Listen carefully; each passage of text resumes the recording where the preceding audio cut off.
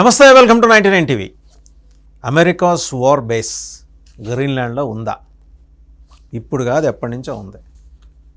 ఎందుకు పెట్టుకున్నది అక్కడ ఒక వార్ బేస్? ఇప్పుడు అది స్పేస్ బేస్ అయిపోయింది. దీని ప్రియాంబుల్లోకి వెళ్ళాలి, ఒకసారి దీని పీఠికలోకి వెళ్ళాలి. ఎలా జరిగినాయి ఈ పరిణామ క్రమంతో ఒకసారి చదువుకుంటా వస్తే మనకు తెలిసేది ఏంటంటే 1957లో ఒక secret letter, confidential letter Danish PM ఆయన హెస్సీ హ్యాన్సన్ ఆయన రాయటం కాదు, రాసిన దాంట్లో అమెరికాకి ఒక అనుమతి ఇచ్చేశాడు.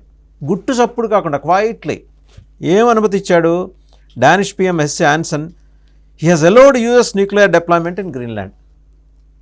న్యూక్లియర్ సంబంధించిన డిప్లాయ్మెంట్ అంతా కూడా, దాని సామగ్రి అంటారా, అణుబాంబులు అంటారా, అణ్వాయుధాలు అంటారా, మీరు హ్యాపీగా పెట్టుకోండి అని చెప్పేసి ఇచ్చేశాడు. వాస్తవానికి 1951 ట్రీటీలో ఒప్పందంలో ఈ న్యూక్లియర్ అనే మాట లేదు, అప్పటికి లేదు కదా, అంత డెవలప్మెంట్ లేదు కదా. సో 57లో ఈ డానిష్ పిఎం గారు ప్రధానమంత్రి గారు ఇచ్చేశారు, యూఎస్కి అనుమతి ఇచ్చేశారు, మీ ఇష్టం అన్నాడు. కాంట్రవర్సీ ఎప్పుడు వచ్చింది? 1968లో యుఎస్ నుంచి యుద్ధ మేఘాలని చీల్చుకుంటూ ఒక థూలే B-52 అనే ఒక యుద్ధ విమానం బయలుదేరింది. మోసుకొస్తోందన్నమాట, అణ్వాయుధాలను మోసుకొస్తుందా, అణుబాంబుల్ని మోసుకొస్తుందా, మొత్తానికి మోసుకొస్తూ నేరుగా వచ్చి గ్రీన్లాండ్లో కుప్పకూలిపోయింది. గ్రీన్లాండ్ చూస్తే 95% మంచుతో కప్పి ఉండబడే ప్రాంతం అనమాట, కంప్లీట్ మంచు. అక్కడ దగ్గర డిప్లాయ్మెంట్ ఆఫ్ యుఎస్ ఫోర్సెస్ కనుక చూస్తే గ్రీన్లాండ్లో బాగానే, అంటే ఒక 5-6 వేల మంది ఉంటారు. వాళ్ళు ఏం చేస్తుంటారు ఎవరికి ఏం అర్థం కాదు, ఇప్పటికి కూడా అర్థం కాదు. కానీ వాళ్ళు చేస్తుంది ఏంటంటే వాళ్ళ న్యూక్లియర్ వ్యవస్థని కాపాడుకుంటూ అక్కడ ఉన్నారు. దాంతోపాటు వాళ్ళు ఇంకోటి ఏం చేస్తున్నారు, రష్యా చైనాలకు సంబంధించిన సర్విలెన్స్ పెట్టుకున్నారు. వాళ్ళ దగ్గర ఉన్న ఒక అధునాతన వ్యవస్థ ఏంటంటే, రష్యా కానీ చైనా కానీ సబ్మెరైన్స్ పంపించినా, లేకపోతే రాడార్కి అందని వార్ ప్లేన్స్ని ఆ గగనతలం నుంచి పంపించిన ఇమ్మీడియట్గా ఇట్టే పట్టేసేట్టు. మనం రామాయణం చదివేప్పుడు హనుమంతుడు ఆయన సముద్ర లంఘనం చేస్తున్నప్పుడు సింహిక అనే రాక్షసి ఆయన నీడను పట్టుకొని లాగేస్తుంది. అలాగే సింహిక కాదు కానీ అమెరికా మరి ఆ బేస్కి ఏం పేరు పెట్టుకుందో తెలియదు, అది రాక్షసి అయితే దీన్ని మరి అధునాతన పరిభాషలో ఏమనాలో, ఈ మిగిలిన దేశాలకు సంబంధించిన వార్ ప్లేన్స్ కానీ ఇతరత్ర స్ట్రాటజిక్ ఎయిర్ క్రాఫ్ట్స్ కానీ అటు వెళ్తుంటే అట్టే పట్టేస్తుంది. కింద సముద్ర గర్భంలో ఈ సబ్మెరైన్స్ వెళ్ళినా కూడా లాగేస్తుంది. దాని సమాచారం మొత్తం వీళ్ళ స్క్రీన్ మీద కనిపిస్తుంటుంది. గ్రీన్లాండ్లో వాళ్ళది పెట్టుకున్నారు. ఇంకో ఫెసిలిటీ ఇచ్చింది అమెరికా, అక్కడ పనిచేసే మిలిటరీ వాళ్ళకి, సైన్య తరఫున పనిచేసే వాళ్ళకో ట్యాక్స్ ఫ్రీ అనమాట. అక్కడ చేస్తే 100% వాళ్ళ జీతాలు వాళ్ళకి వచ్చేస్తాయి, ఎలవెన్స్లు. అమెరికాలో అయితే మిలిటరీ వాళ్ళకి కూడా ట్యాక్స్ డిడక్షన్స్ ఉంటాయి. సో దానికి ఎవరైనా ఆశపడి వెళ్ళే వాళ్ళు అక్కడ పనిచేస్తూ ఉంటారు గ్రీన్లాండ్ మొత్తం జనాభా కూడా చూస్తే 57,000 మంది పౌరులు, civilians, apart from American deployment. సరే, 1968లో ఆ B-52 పేరు థూలే, అది క్రాష్ అయిపోయి దాని న్యూక్లియర్ డెబ్రిస్ అంతా అక్కడ ఉండిపోయింది. మనకు తెలిసిందే, మంచు కొండల్లో కనుక ఏదైనా పడిపోయినా, ఎవరన్నా చనిపోయినా వాళ్ళ దేహాలు చెక్కు చెదరకుండా అలాగే ఉంటాయి, ఎందుకంటే పూర్తి మంచుతో కప్పబడి ఉంటాయి కాబట్టి. ఆ డెబ్రిస్లో మరి అది మోసుకొస్తున్న అణుబాంబులు ఉన్నాయా, అణుబాంబుల తాలూకు శిథిలాలు ఉన్నాయా, ఒకవేళ శిథిలాలు ఉంటే వాటి నుంచి వెలువడే రేడియేషన్ ఇంపాక్ట్ ఏంటి, ఇవన్నీ తెలుసుకోవడం కోసం ఒక సీక్రెట్ మిషన్ అమెరికా అక్కడ స్టార్ట్ చేసింది. సో ఇప్పుడు ఏదేంటి, ఆ మిషన్కి సంబంధించిన వ్యవహారాలు బయట ప్రపంచానికి తెలియకూడదు. అండ్ స్ట్రాటజికల్లీ అమెరికాకి అనువుగా ఉండే, అమెరికాకి అంటార్కిటాకి మధ్యలో ఉండే ప్రాంతం ఇది, ఒక ఐలాండ్ గ్రీన్లాండ్. అది డెన్మార్క్ పరిపాలనలో ఉంటుంది, కానీ స్వతంత్ర ప్రతిపత్తి ఉంది. దాని స్వతంత్ర ప్రతిపత్తి గురించి కూడా మనం మాట్లాడుకుందాం. దీనికి ముందు మనం ఇంకా మాట్లాడుకోవాల్సినవి చాలా ఉన్నాయన్నమాట. దీనికి ముందు ఏంటంటే, అమెరికా ఏ దేశాలని ఎవరెవరి దగ్గర నుంచి ఎప్పుడెప్పుడు కొంది, ఎంత కొంది, అది కూడా మాట్లాడుకోవాలి. సరే, గ్రీన్లాండ్ ఎలా అమెరికాస్ వార్ బేస్ అయిందనే దానికి ముందు మనం తెలుసుకోవాల్సిన అంశాలు ఏంటంటే, హిస్టారికల్ ప్రెసిడెంట్స్ ఉన్నాయి.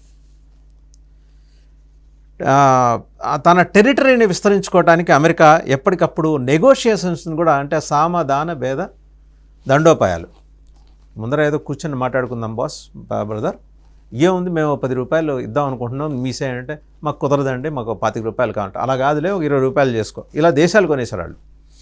అలా కొనేసిన వాటిల్లో లూసియానా పర్చేస్ 1803 1803వ సంవత్సరంలో లూసియానా అనే దేశాన్ని వాళ్ళు కొన్నారు. ఎవరి నుంచి? ఫ్రాన్స్ నుంచి కొనేశారు. ఎంతకి? $15 మిలియన్. ఎప్పటి మాట? 1803. అప్పట్లో 15 మిలియన్లు అంటే చాలా ఎక్కువ. ఇప్పట్లో వస్తే ట్రిలియన్స్లోకి వస్తుంది. అది కొనటం వల్ల ఇలా టెరిటరీ పెరిగింది, ఆల్మోస్ట్ డబుల్ అయింది యుఎస్ టెరిటరీ. అలాగే అలాస్కా పర్చేస్ 1867లో, 1867. ఎవరి దగ్గర నుంచి కొన్నారు? రష్యా నుంచి. రష్యాకి తెలియదు, అమాయకంగా అమ్మేసింది అప్పట్లో సోవియట్, ఇంకా యుఎస్ఎస్ఆర్ లేదు. ఎంతకు అమ్మేసింది? $7.2 మిలియన్, $7.2 మిలియన్ రష్యా అమ్మేసింది. అలాస్కాలో ఉన్న ఆయిల్ రిజర్వ్స్ కానీ గ్యాస్ రిజర్వ్స్ కానీ ఇవాళ అమెరికాకి పంట పండిస్తుంది. సో అమెరికా సామ్రాజ్యవాద విస్తరణలో రకరకాల కోణాలు ఉంటాయి.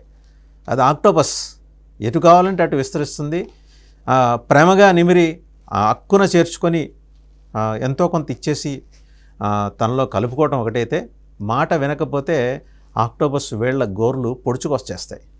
అవసరమైతే వికృత క్రీడ చేస్తుంది అమెరికా. ఆ దేశాన్ని చంపేసి తనలో కలిపేసుకుంటుంది. సరే, ఒక డిఫరెంట్ యాంగిల్. ఇంకా Danish west Indies, purchase of the Danish west Indies, ఇది ఎప్పుడు జరిగిందంటే వాటిని ఇప్పుడు యుఎస్ వర్జిన్ ఐలాండ్స్ అంటాం. డెన్మార్క్ నుంచి 1917లో కొంది. ఇప్పుడు అదే డెన్మార్క్ పరిధిలో గ్రీన్లాండ్ కూడా ఉందన్నమాట. 1917లో డానిష్ వెస్ట్ ఇండీస్ని ఎంత కొన్నదంటే $25 మిలియన్. కొంచెం ఖరీదు ఎక్కువ ఆ రోజుల్లో, కానీ దాని ప్రాముఖ్యం ఎక్కువ, ప్రాధాన్యం ఎక్కువ. దాన్ని ఇప్పుడు యుఎస్ వర్జిన్ ఐలాండ్స్ అంటున్నారు. ఈచ్ కేసు కనుక చూస్తే మనకి consent of the selling sovereign చాలా స్పష్టంగా రాస్తుంది. వాళ్ళు రాసుకున్న ట్రీటీస్లో, ఒప్పందాల్లో ఆ దేశ ప్రజలు, ఆ ప్రాంత ప్రజల సంపూర్ణ అభిమతం మేరకు దాన్ని కొనుగోలు చేస్తున్నట్టు ఆ ఒప్పందంలో ఉంటుంది. సో అది అమెరికా ఎత్తుగడ, అది అమెరికా అసలు రూపం. మనం సినిమాల్లో చూస్తుంటాం, ఏది విలన్స్ అప్పటిదాకా గోముఖం వేసుకుని వస్తారు, అది ఇట్లా తీయంగానే దాని వెనకాల వ్యాఘ్రం ఉంటుంది, పులి ఉంటుంది. అమెరికా కూడా అదే. ఆ దేశాలు అప్పట్లో అమాయకంగా అమ్మేసిన ప్రాంతాలు ఇవాళ అమెరికాకి బంగారు గనులు అన్నమాట. ఆయిల్ ఉంటుంది, గ్యాస్ ఉంటుంది, రేర్ ఎర్త్స్ మినరల్స్ ఉంటాయి. ఇవాళ గ్రీన్లాండ్స్ మీద కన్నేయడానికి కూడా కారణం ఏంటంటే స్ట్రాటజికల్గా నేషనల్ సెక్యూరిటీ కన్సర్న్ ఉన్న ప్రాంతం కాబట్టి అలా అని ట్రంప్ చెప్తారు. ప్రపంచ పోలీస్ కదా ఆయన. Basically Trump is a transactional man. Transactions మీద ఆయన జీవనం వెళ్ళదీసిన వ్యక్తి ఇన్నాళ్ళు, ఇక ముందు కూడా అంతే. ఆయన జీవన పర్యంతం ఆయన ఏంటంటే బిజినెస్ ఆలోచనలే. అమ్ముతాడా, కొందాం, అమ్మట్లేదా, యుద్ధం చేద్దాం, యుద్ధం చేసే ముందు భయపడదాం. ఇది ఇప్పుడు గ్రీన్లాండ్స్ మీద కూడా వాళ్ళు ప్రయోగించబోయే అస్త్రం. గ్రీన్లాండ్స్ మాట వినాలంటే డెన్మార్క్ వినాలి. గ్రీన్లాండ్స్ ఏమంటున్నారు Greenland's people? Greenland's is not for sale. ఆయనేమో ఒక్కొక్కళ్ళ మీద ఎంత $2 మిలియన్ నుంచి $10 మిలియన్ వరకు పెట్టేద్దాం అంటే 57,000 మంది ఉంటే ఒక్కొక్క మనిషికి ఇంత రేటు కడుతున్నాడు ట్రంప్. అంటే మానవ వనరులు కూడా వస్తువులే, కన్జ్యూమరిజం, వినిమయ ప్రపంచంలో ఆయన ఇప్పటివరకు ఆడుతున్న క్రీడలో ప్రతి ఆటలో ఆయన గెలుస్తూ వస్తాడు. ఇప్పుడు కూడా గెలిచి వద్దామని ఆయన ప్రయత్నం. సరే, ఆ ప్రయత్నంలో ఆయన సక్సీడ్ అవుతాడా లేదా అనే అంశాలు పక్కన పెడితే, ఇవాళ చైనాకి కానీ రష్యాకి కానీ ఇది ఎందుకంత భయంకరమైన వ్యవహారంగా మారిందంటే, ఒక్కసారి మనం జియోపొలిటికల్ కాంపిటీషన్లో, అంతర్జాతీయ వ్యవహారాల్లో చైనాస్ పోలార్ సిల్క్ రోడ్ గురించి మాట్లాడుకోవాలి. చైనా ఏం తక్కువ తినలేదు. యుఎస్ఎస్ఆర్ పతనం అనేది చైనాకి కలిసి వచ్చిన అంశం. Union of Soviet socialist republic disintegrate అయిన తర్వాత చైనా ఏషియన్ రీజియన్లో, యురేషియన్ రీజియన్లో ఒక గ్లోబల్ పవర్గా ఎమర్జ్ అయింది. ఎమర్జ్ అయ్యి యుఎస్కి సవాల్ విసురుతోంది. ట్రంప్కి నచ్చట్లా. మనం ఈ ప్రపంచం మొత్తానికి దేవాది దేవుళ్ళం, మన ఎడమకాలి బొటనవేలి కిందే అన్ని దేశాలు ఉండాలి అని చెప్పి ఆ అహంకారం పొటకరించి ట్రంప్ చేస్తున్న ఈ వికటాట్టహాసానికి గ్రీన్లాండ్స్ కూడా లొంగి ఉండాలి, చైనా కూడా లొంగి ఉండాలని ట్రంప్ అనుకుని 200% టారిఫ్ అన్నాడు. తెల్లారేసరికి జీ జిన్పింగ్ గట్టిగా మొట్టిగా వేశాడు. రేపు పొద్దున లేస్తే ఉపయోగించే అన్ని వస్తువులకి కూడా రేర్ ఎర్త్స్ కావాలి, అవి మా దగ్గర కోకొల్లలుగా ఉన్నాయి, రేర్ ఎర్త్స్ మినరల్స్, అటువంటి ఖనిజాలు. నా మీద నువ్వు డిపెండ్ అయ్యి వ్యాపారాలు చేసుకుంటున్నాడు, నువ్వు నా మీద ఆంక్షలు పెడతావా, శాంక్షన్స్, టారిఫ్లు పెంచేస్తావా అని జీ జిన్పింగ్ భీష్మించి కూర్చునేసరికి తెల్లారిపోద్దరికి దిగొచ్చాడు ట్రంప్. సరే, అదే చైనా ఇప్పుడు ఏం చేస్తుంది? ఆర్కిటిక్ని కలుపుతూ పోలార్ సిల్క్ రోడ్ ఒకటి, రోడ్ అంటే ఎగ్జాక్ట్గా రోడ్డు కాదు, మధ్యలో సముద్ర మార్గాలు ఉంటాయి, రోడ్డు మార్గాలు, సముద్ర మార్గాలు, అది బిల్డ్ చేయాలని చెప్పేసి under belt and road initiative, BRI అంటారు. ఆల్రెడీ ఇలాంటి బెల్ట్ అండ్ రోడ్ ఇనిషియేటివ్ పాకిస్తాన్తోనూ చేస్తోంది చైనా. ఈ పోలార్ సిల్క్ రోడ్ ఏంటంటే ఆర్కిటిక్ కనెక్టివిటీని డెవలప్ చేస్తుంది చైనాకి. ఎందుకంటే ఆర్కిటిక్ దాకా వచ్చి అక్కడి నుంచి గ్రీన్లాండ్స్ మీదుగా అమెరికా మీద తుపాకీ ఎక్కువ పెట్టాలి. తుపాకీ అంటే ఇప్పుడు తుపాకీలు లేవు అనుకోండి, అణ్వాయుధాలు. సో స్ట్రాటజిక్గా అమెరికాకి ఎంత ప్రాధాన్యము ప్రాముఖ్యమో చైనాకి రష్యాకి కూడా అంతే. సరే, ఇప్పుడు చైనా గురించి మాట్లాడుకుంటున్నాం కదా. సిగ్నిఫికెంట్ పోలార్ పవర్గా మారాలంటే పోలార్ దాన్ని ఏమంటారు, ధ్రువ ప్రాంతాల్లో తన ప్రావెస్నెస్ని, తన ప్రామినెన్స్ని నిరూపించుకోవటానికి చైనాకి ఇది అత్యవసరమైన ప్రాంతం. స్టేట్ ఓన్డ్ ఎంటర్ప్రైజెస్ అంటే చైనా ప్రభుత్వ సంస్థలు ఆల్రెడీ గ్రీన్లాండ్స్ తోటి మొదలెట్టాయి. మాకు కొంచెం మీ ల్యాండ్ బిచ్చం వేస్తే ఏదో లీజుగా అమౌంట్ ఎంతో కొంత తెచ్చుకుంటాం, ఒక 1116లో 2116లో డాలర్లు అయితే డాలర్లు, లేకపోతే మీ కరెన్సీ ఏదంటే డానిష్ కరెన్సీ అయితే అది ఇచ్చుకుంటాం, మాకు అక్కడ ఇవ్వండి అని. ఎందుకు అడిగింది? గ్రీన్లాండ్స్లో మైన్స్ని తవ్వటం కోసం, ఎయిర్పోర్ట్స్ నిర్మాణం కోసం, అలాగే సీపోర్ట్స్ నిర్మాణం కోసం. ఇదంతా కూడా మేము చేసి పెడతాం, మేము అందులో తోపులం తురుంఖాన్లం అని చెప్పింది. వాళ్ళు నిజంగా తోపులు తురుంఖాన్లే, అందులో ఎవరూ డౌట్ పడలా. వెస్ట్రన్ సెక్యూరిటీ కన్సర్న్స్ కూడా ఒకటి బూచిగా చూపింది. పశ్చిమ ప్రాంతంలో ఈ భద్రతా కారణాల దృష్ట్యా మేము ఇవన్నీ మీకు చేసి పెడితే మీకు ఎంతో ఉపయోగం అని కూడా. మీ ఇంటికి రావటం వల్ల, మేము చేస్తున్న కార్యక్రమాల వల్ల మీకు పెద్ద సెక్యూరిటీ మేము ఏర్పాటు చేయగలం, మీకు ఎదురవుతున్న సెక్యూరిటీ కన్సర్న్స్ నుంచి మిమ్మల్ని బయటపడేయగలం అని చెప్పింది. జీ జిన్పింగ్ డ్రామా అంటే బేసిక్గా డ్రాగన్ డ్రామాల గురించి ఎవరికి తెలియదు, యుఎస్కి తెలుసు. అవతల ఉన్నాడు ఈడ నక్క అయితే అవతల ఉన్నాడు జిత్తులు మారి నక్క. సో యుఎస్ అలర్ట్ చేసింది. ఏం చేసింది? టైటన్ చేసి పారేసింది. యుఎస్ డెన్మార్క్ రెండు కలిసి, లేదులే జీ జిన్పింగ్ గారు, అదిగో అక్కడ ఎవరో మీ వెనకాల మిమ్మల్ని ఎవరో పిలుస్తున్నారు చూడండి అంటే, వెనకాల తిరిగి చూసే పుతిన్ ఉన్నాడు అక్కడ. సో ఆయనతో వెళ్ళి మాట్లాడుకోండి, ఈ గోల మా గోల మేము పడతాంలే అని జల్లగొట్టి పంపించారు. సో పాపం బిక్కమోహం వేసుకొని జీ జిన్పింగ్ వెనక్కి తిరగాల్సిన పరిస్థితి. అలాగని ఆయన ఆగల, రష్యా ఆగల. వాళ్ళందరూ కాన్స్టెంట్ విజిల్ పెట్టారు. అండ్ అత్యాధునిక అణ్వాయుధాలతోటి అండ్ ఈ సైబర్ ప్రపంచంలో కొత్త పోకడలతోటి ఎప్పటికప్పుడు గ్రీన్లాండ్లో ఏం జరుగుతోంది మొత్తం మ్యాపింగ్ చేస్తున్నారు. గ్రీన్లాండ్ ఆల్రెడీ ల్యాండ్ అయి ఉన్న యుఎస్ మిలిటరీ బేస్ కూడా వీళ్ళేం చేస్తున్నారో మొత్తం చేస్తుంది. ఒకడి మీద ఒకడి నిఘా. సో గ్రీన్లాండ్ మీద ఎందుకు అంత ఆసక్తి ట్రంప్ గారికి? అక్కడ ఆల్రెడీ పడిపోయిన తూలే B-52 లోపల ఏం మోసుకెళ్ళిందో, అందులో ఏమున్నాయో, అందులో ఉన్న సీక్రెట్ కాంపోనెంట్స్ ఏంటో అవన్నీ మనం వెలికి తీయాలంటే మనం అక్కడ ఖచ్చితంగా ఉండాలి. మరి అంతర్జాతీయ న్యాయ సూత్రాలు ఒప్పుకోవు కదా, అందుకని గ్రీన్లాండ్స్ని కొనేస్తాం. ఏంది నువ్వు కొనేది, మేము అమ్మేది అని చెప్పేసి గ్రీన్లాండియన్స్ రోడ్ల మీదకి వచ్చి నినాదాలు చేస్తున్నారు. ట్రంప్ పరితనం మీద ఎక్కి దిగుతున్నారు. సరే, గ్రీన్లాండ్ సొంతంగా మరి యుద్ధం చేయగలరా? అమెరికాని ఎదుర్కోగలరా? ఎదుర్కోలేదు. గ్రీన్లాండ్కి ఎవరైనా సాయం రాగలరా? వద్దామనుకున్న ఐరోపా దేశాల మీద శాంక్షన్స్ పెట్టాడు 10 to 25%. అవి ఎప్పటికి వస్తాయో తెలియదు, ఎప్పటి నుంచి అమల్లోకి వస్తాయో తెలియదు. సరే, మొత్తానికి డెన్మార్క్ ర్యాంక్ ఏంటో చూస్తే గ్లోబల్ లెవెల్లో మిలిటరీ పవర్లో అది 45వ ర్యాంక్. పెద్ద పరిగణలోకి తీసుకోకల్లా. డిఫెన్స్ బడ్జెట్ వాళ్ళకి ఎంత ఉందంటే $7.23 బిలియన్. అది సముద్రంలో కాకిరెట్ట. రఫ్లీ ఎంతమంది ఉన్నారు వాళ్ళకి? మిలిటరీ 20,000 మంది ఉన్నారు. 20,000 మంది మిలిటరీ పర్సనల్, $7.23 బిలియన్ బడ్జెట్. ఏ మూల? అమెరికాది $900 ట్రిలియన్ ఎంతో ఉంది. వాళ్ళు ఎంతైనా పెడతారు కూడా అవసరమైతే. మొత్తం వాళ్ళకు ఉన్నది 31 ఫైటర్ జెట్లు, 44 ట్యాంకులు, 50 warships with no submarines or aircraft carriers. వాళ్ళకి సబ్మరైన్లు లేవు, ఎయిర్ క్రాఫ్ట్ క్యారియర్లు లేవు.